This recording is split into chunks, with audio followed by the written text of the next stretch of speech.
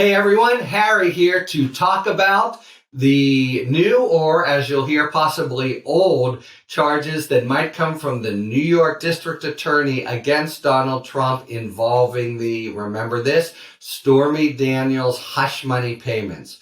All right, to review the bidding. So Trump, the charges come toward the end of the campaign. Stormy Daniels, a porn star, has met Donald Trump and has basically had a quick roll in the hay with him. Nearing the end of the campaign, she is one of many, maybe the most flamboyant, that Trump could have a PR problem on his hands with. And the National Enquirer gets a hold of the story. And for whatever reason, it's all negotiated out, and she's going to be paid some money.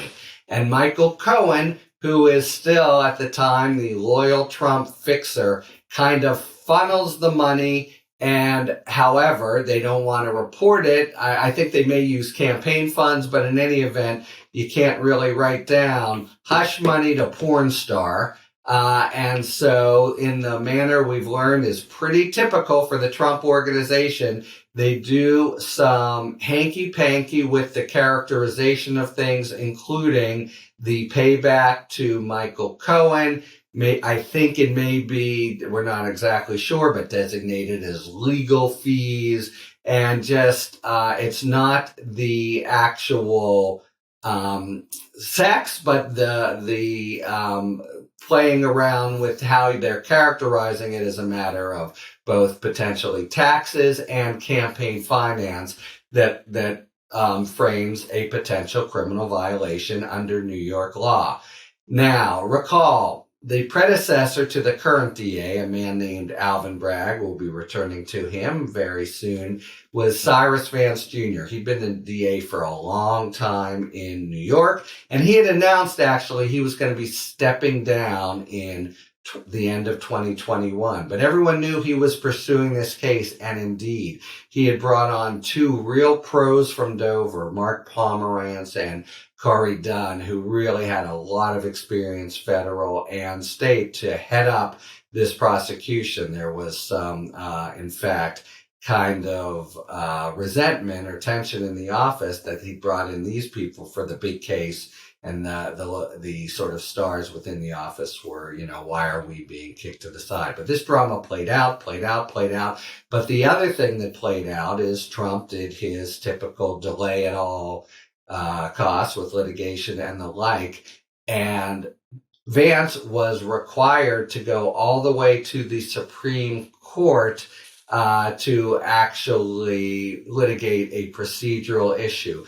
And between that and different stalling maneuvers of Trump, all of a sudden it comes to the end of December 2021, when we thought for sure Vance would decide one thing or another, and he's got to go. They're not quite ready. And now in comes new DA Alvin Bragg, and as one of his first acts in office, he basically smothers the case with sort of bad form. He basically doesn't really bring Pomerantz and Dunn in the room, and he doesn't read this memo they've prepared. But, the short point is they say, and they're really, seasoned prosecutors, this is a doable case, not an easy one.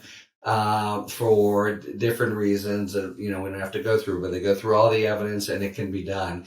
And when he basically deep sixed it, didn't really treat them well, and they resigned from the office and left. In fact, Mark Pomerantz has written a book about it, and that's gotten him now crosswise with Bragg. Anyway, that decision to tank the Trump prosecution is one of two or three missteps, at least in public relations, that Bragg makes early in his tenure.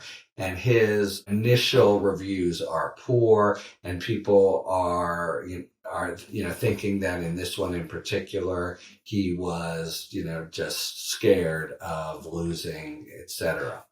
And there were other things about him. He doesn't have a lot of criminal experience, etc. All right, now, flash forward some. He's the one, that DA is the very same Alvin Bragg who just litigated the criminal case against the Trump organization and with the cooperation of Alan Weisselberg. So that happens a few months ago, right? They were just sentenced on Friday, the organization, to the maximum provided by law, $1.8 million. Weisselberg goes to jail for 5 months and also has to promise to testify truthfully, which he does in the trial. Now Bragg has some tailwind. There's a new article in the New York Times about he's righted the ship, and people are, beginning to extol him, and he's chuffed.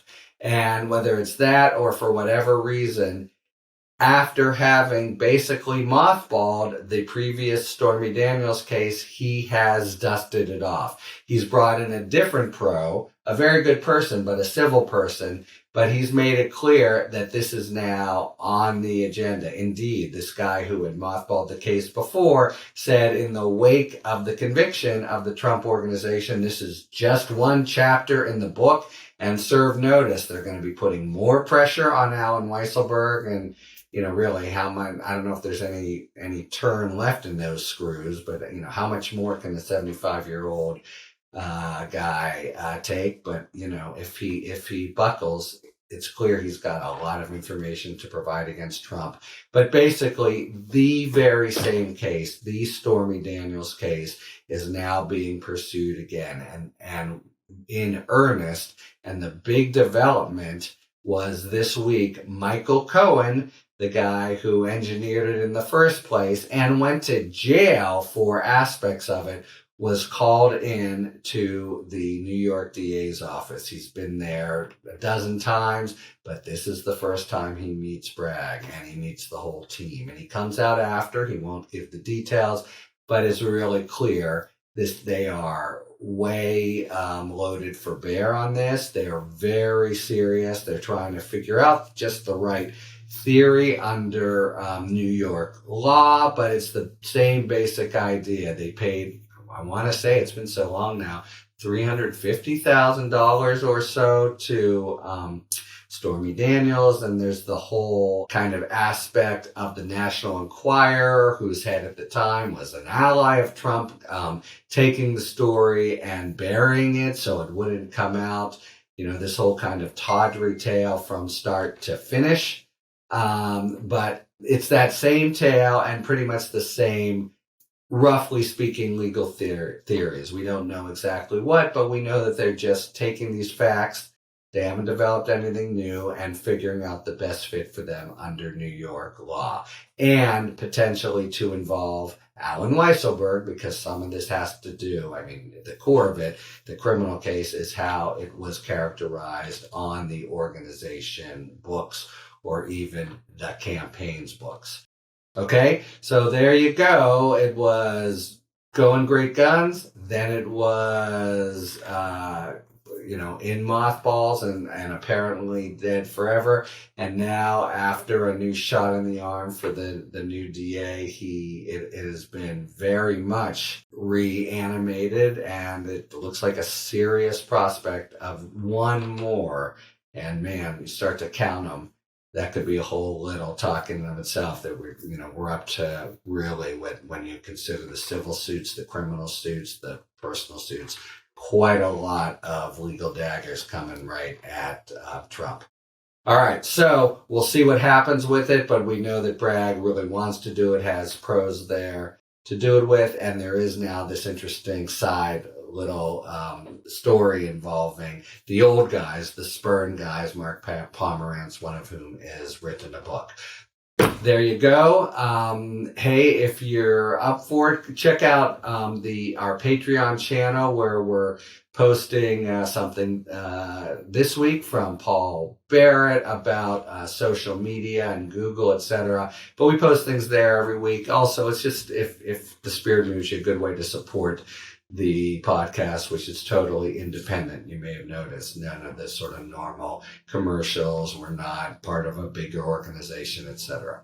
All right, that is the story on Stormy Daniels and the New York DA, the case that was Going Great Guns, then buried, and now Going Great Guns again. We'll keep you posted on it, and until then, talk to you later. Thanks for tuning in. If you enjoyed this video and other Talking Feds content, please take a second to like and subscribe. Talk to you later.